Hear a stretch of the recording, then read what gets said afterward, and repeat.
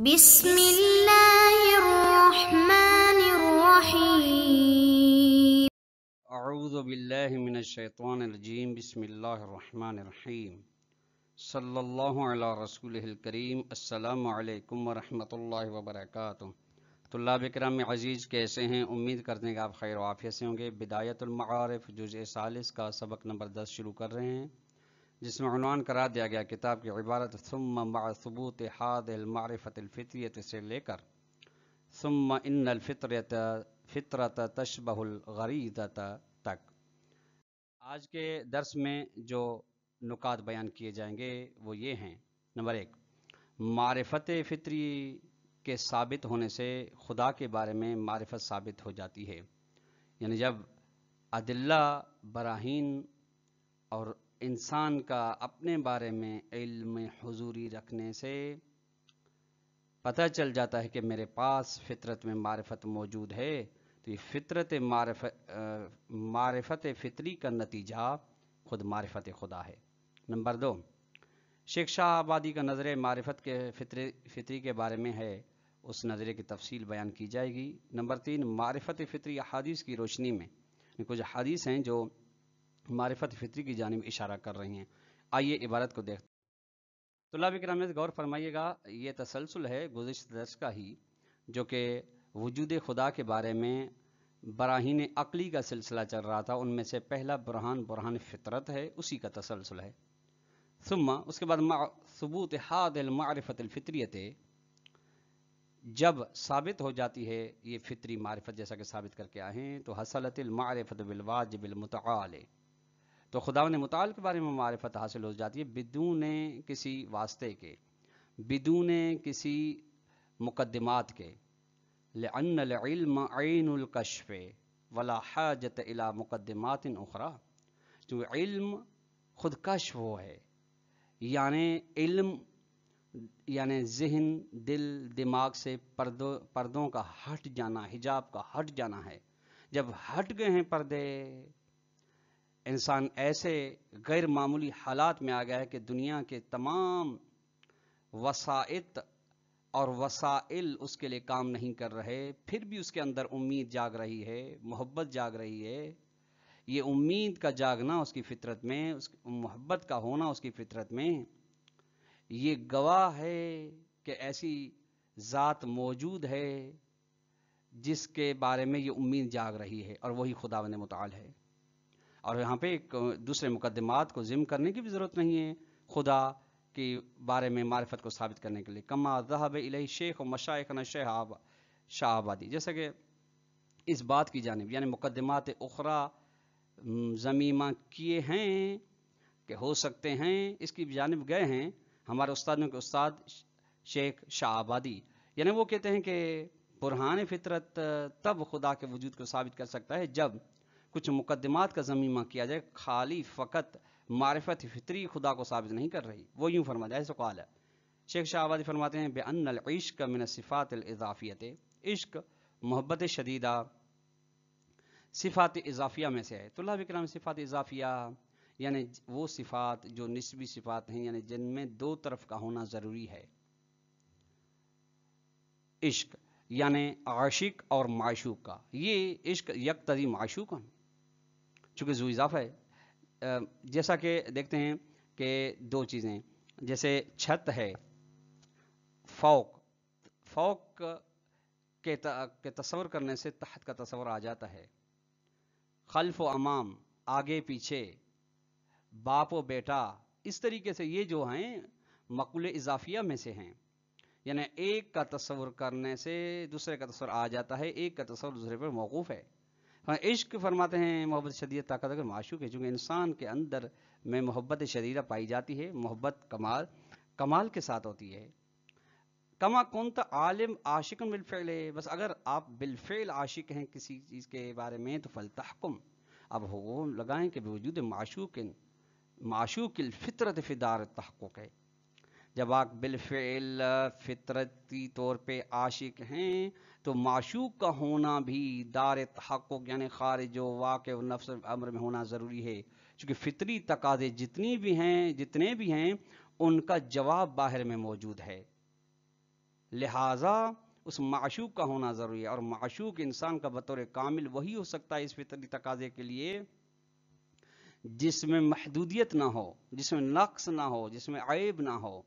اور اگر ایسا معشوق پایا جائے گا جس میں عیب ہوگا، عیب نظر آئے گا، تو انسان اسی کو چھوڑ کے پھر اس سے اعلیٰ معشوق کی تلاش میں چلائے گا، یہاں تک کہ اس معشوق تک یہ فطری تقاضا مکمل ہوگا جس معشوق میں محدودیت نہ ہو، عیب و نقص نہ ہو۔ کما قال مولانا، جس کا ہمارے مولا فرماتے ہیں، علی علیہ السلام کی جانب بھی منسوب ہے اور امام حسین علیہ السلام کی جانب بھی منسوب ہے جملہ، عمیت عین لا تراک، اے میرے اللہ وہ آنکھ اندھی ہے، وہ آنکھ کور ہے جو تجھے نہ دیکھے۔ یہ طلاب کرام آنکھ سے مراد باطنی آنکھ ہے۔ آخر رشات البہار کتاب الانسان الفطر صفحہ نمبر 37 پہ یہ جملہ موجود ہے۔ وذالک، یہ دلیل یہاں سے بیان فرما رہے ہیں کہ یہ مقدمات اخرى کی ضرورت پڑے گی تب خدا ثابت ہوگا، وہی جو کہ عشق پھر معشوق وہی خدا ہے، معشوق حقیقی۔ یہ اس پہ اشکال ہے، یہ صحیح نہیں ہے، کیونکہ لأن نفس المعرفت الفطریت عین المعرفت باللہ تعالی، جو خود معرفت فطری خود یہی عین ہے خدا کے بارے میں معرفت، یعنی جداگانہ نہیں، یعنی دو چیزیں نہیں کہ خدا کی معرفت اور ہو، معرفت فطری یعنی مقول عشق میں دو چیزیں یعنی دوگانگی پائی جاتی ہے، عاشق و معشوق میں، جبکہ معرفت فطری میں دوگانگی نہیں ہے، وہی معرفت فطری وہی معرفت الہی ہے۔ والحاجت الی ذمیمۃ، اور ضرورت ہی نہیں، جس طریقے سے آپ آغا شیخ شاہ آبادی جسے ذمیمہ کر رہے ہیں آپ مقول اضافیہ کو، ضروری نہیں کہ اللہ لا یعقل وجود احد المتضائفین، کہ دو متضائفین میں سے کسی ایک کو ذمیمہ کرنے کا تصور نہیں کیا جس کا بدون آخر دوسرے کے بغیر، فلا تغفل، اس نقطے سے غافل نہیں رہنا۔ لہٰذا یہ مقول اضافیہ میں سے نہیں ہے معرفت فطری تاکہ آپ اس کے لیے ذمیمہ کریں، مقدمات خارجیہ کریں، نہیں، یہ مقول اضافیہ میں سے جو یہ بات آپ بتا رہے ہیں، ایک تو دوگانگی لازمی آ رہی ہے، وہاں پہ دوگانگی نہیں ہے۔ دوسرا نمبر پہ متضائفین میں ایک کا تصور متضائفین کا تعلق علم حصولی کے ساتھ ہوتا ہے، لیکن معرفت فطری کا تعلق علم حضوری کے ساتھ ہے، لہٰذا یہ آپ کی کہی ہوئی بات قابل اشکال ہے۔ ثم اس کے بعد ان هذا الادراک کان من خصائص الخلقۃ فی الانسان لیس فیہ خطأ، یہ ادراک سے مراد فطری ادراک جب انسان کی خلقت کی خصوصیات میں سے ہے تو پھر اس میں کسی بھی قسم کی غلطی نہیں پائی جاتی، غلطی ہمیشہ حصول میں ہوتی ہے، عطا الہی میں غلطی نہیں ہوتی۔ کما ان السمع والبصر لا يفعلان، جیسا کہ کان اور آنکھیں انجام نہیں دیتی الا ما، سوائے اس چیز کو انجام دے قرر فی خلقتہما، جو مقرر کی گئی ہے، ثابت کی گئی ان کی خلقت میں، خلقتہما لہو فالسمع لا يريد الرؤیۃ، بس کان کبھی بھی دیکھنے کا ارادہ نہیں کرتا ہے، کان کا کام ہے سننا، دیکھنا کا ارادہ نہیں۔ کما ان البصر لا يريد السماع، جیسے کہ آنکھیں کبھی بھی ارادہ نہیں رکھتی کہ وہ سنیں، سننا کام کانوں کا ہے، دیکھنا کام آنکھوں کا ہے، یا رد و بدل نہیں ہو رہا، یہ نہ ہی ہو سکتا، نہ ہی کر سکتے۔ فَكُلُّ شَيْءٍ فِي خِلْقَتِنَا لَا يَقْصُدُ إِلَّا مَا هُوَ لَهُ، بس ہر چیز جو کہ ہماری خلقت میں ہے وہ قصد نہیں کرتی سوائے اسی چیز کے لیے اس کو خلق کیا گیا ہے، بنایا گیا ہے۔ بس فطرت کو بھی جب معرفت فطری کے لیے بنایا گیا ہے اور معرفت فطری لازمہ ہے معرفت الہی کا، تو پھر اسی چیز کی فطرت اسی چیز کی جانب جائے گی جس کے لیے اس کو پیدا کیا گیا، اور وہی خدا ہے۔ یہ آپ بات دیکھ سکتے ہیں اصول فلسفہ جلد نمبر 5 صفحہ 40 پہ۔ وعلیہ اس میں نام توجیہ قلوبنا نحو وجودہ تعالی امر فطری لا خطأ فیہ، ہمارے دلوں کا متوجہ ہونا خداوند متعال کے وجود کی جانب جب دلوں سے پردے ہٹ جاتے ہیں طلاب کرام عزیز، یہ ایک فطری مسئلہ ہے جس کا لازمہ یہ کہ اس میں کسی بھی قسم کا خطا و اشتباہ نہیں ہے۔ وَلَيْسَ هَذِهِ الْمَعْرِفَةُ مِنْ بَابِ الْقَضَاءِ الْمَعْقُولَةِ الَّتِي يَحْتَمِلُ فِيهَا الصِّدْقُ، اور یہ معرفت فطری ان قضایائے معقولہ میں سے نہیں ہے، قضایا اقتصابیہ میں سے نہیں ہے جن میں سے احتمال پایا جاتا سچ کا والکذب اور جھوٹ کا، بل ہوا من باب الشہود والعلم الحضوری، صدق کو کذب کا اندیشہ علم حصولی میں پایا جاتا ہے۔ قضایا علم حصولی کے اندر صدق و کذب کی گنجائش ہوتی ہے، قضایا حضوری میں نہیں، بلکہ ہوا یہ معرفت فطری شہود میں سے ہے، شہود کے باب میں سے، علم حضوری کے باب میں سے، وہ علم حضوری لا یحتاج الی وساطۃ شیء آخر، جو محتاج نہیں کسی بھی دوسری شے کے واسطہ بننے کا، کہ دوسری چیز واسطہ بنے تب وہ نتیجہ دے سکے، نہیں، اس کے لیے کسی واسطے کی ضرورت نہیں پڑتی۔ وہادہ الادراک، یہ ادراک یؤکدو، یہ تاکید کیا جاتا ہے، یا یؤکدو یہ بڑھتا ہے، تاکید ہوتا ہے، اس سے مضبوط ہوتا ہے، بالعبادات المعثورۃ شرعیۃ، ان عبادات کے ذریعے سے جو شرعی عبادات ہیں، ائمہ علیہ السلام سے منقول عبادت، ان کے ذریعے سے یہ معرفت فطری، یہ ادراک بڑھتا ہے اور زیادہ خدا نظر آتا ہے، چونکہ کلما ازدادت النفس تزکیۃ و صفاء، چونکہ جب نفس کے اندر تزکیہ بڑھے گا، پاکیزگی بڑھے گی، کان ھذا الادراک فیھا آکد و اتم، تو اس نفس کے اندر یہ ادراک فطری زیادہ مضبوط ہوگا، زیادہ کامل ہوگا اور زیادہ مرتبے کی جانب بڑھے گا۔ تبھی علی علیہ السلام نے کہا، چونکہ صفائے باطن تھا، اس لیے مولا علیہ السلام نے فرمایا کہ میں نے خدا کو دیکھا ہر چیز میں، ہر چیز سے پہلے، ہر چیز کے بعد، ہر چیز سے قبل، ہر چیز کے بعد۔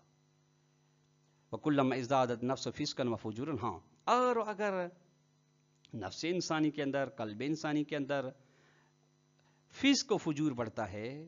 تو کان الادراک المذکور فیہا، مذکور یعنی ادراک فطری، فیہا نفس کے اندر ضعیف ہو جاتا ہے، چونکہ اس کے اندر غبار پڑ جاتا ہے، یعنی فسق و فجور و لغویات جو انسان انجام دیتا ہے، اس کی فطرت توحیدی خدا کے اوپر غبار پڑ جاتا ہے۔ وَيَؤُولُ ضَعْفُ إِلَىٰ حَدٍّ رُبَّمَا يَتَخَيَّلُ عَدَمَهُ، اور یہ کمزوری،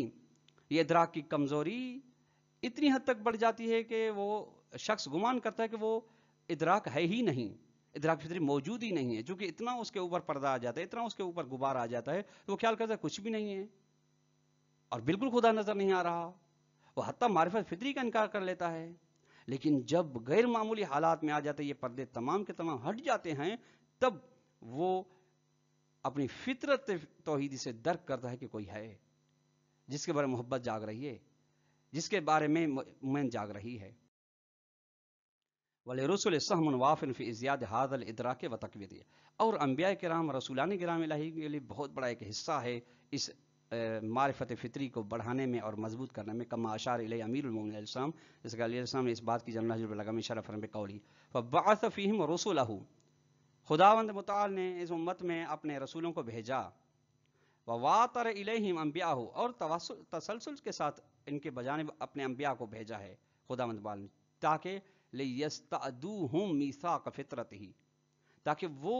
یاد دلائیں انہیں، ادا کریں ان کی اپنی میثاق فطرت، وعدہ فطری کو یاد دلائیں، وَيُذَكِّرُوهُمْ مَنْسِيَ نِعْمَتِهِ، اور وہ انبیاء انسانوں کو یاد دلائیں بھولی ہوئی نعمت، وَيَحْتَجُّ عَلَيْهِمْ بِالتَّبْلِيغِ، اور احتجاج کریں ان کے اوپر تبلیغ کے ذریعے سے، وَيُسِيرُ لَهُمْ دَفَائِنَ الْعُقُولِ، اور جو عقل کے دفینے و خزانے ان کے لیے وہ ان کو اجاگر کریں۔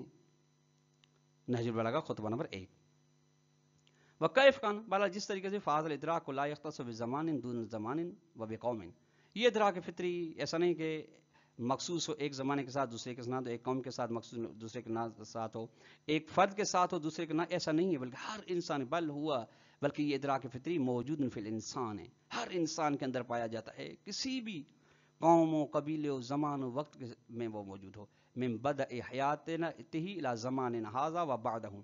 ہمارے آغاز خلقت سے لے کر، ہمیں آغاز زندگی سے لے کر اس زمانے تک اور اس کے بعد والے زمانے تک یہ فطری ادراک موجود ہے، کما اعترف بہ، جیسا کہ اس فطری ادراک کے بارے میں اعتراف کیا ہے جمع کثیر من علماء الغرب ایضا، مغربی علماء نے بھی، یورپی علماء نے بھی، پڑھے لکھے دانشوروں نے بھی اس بات کا اعتراف کیا، علامہ اس بنا پر حقاہ استاد شہید مطہری قدس سر، جس کی حکایت کے شہید مطہری وہ فرمایا وہ من شواہد کون ھذا الادراک فطریا، یہ ان شواہد میں سے یہ ہے کہ یہ ادراک فطری ہے. اصول فلسفہ جلد نمبر 5 صفحہ نمبر 72 پہ یہ بات موجود ہے. وَإِلَى مَا ذُكِرَ، اور وہ ان باتوں کی جانب جو ذکر کی گئی یہاں تک. یشیر الامام باقر الاسلام فی قول، امام باقر الاسلام نے اپنے اس قول میں، اس فرمان مبارک میں اشارہ فرمایا فطرہم علی المعرفۃ بہم، خدا نے ان انسانوں کو معرفت فطری پہ پیدا کیا ہے، یعنی اپنی معرفت پہ پیدا کیا ہے. اصول کافی نمبر 2 صفحہ نمبر 13. ثم ان الفطرۃ لا تبدیل لها وان امکن خفاء، فطرت انسانی ہرگز تغیر و تبدل نہیں ہوتی اگرچہ اس کا مخفی ہونا ممکن ہے.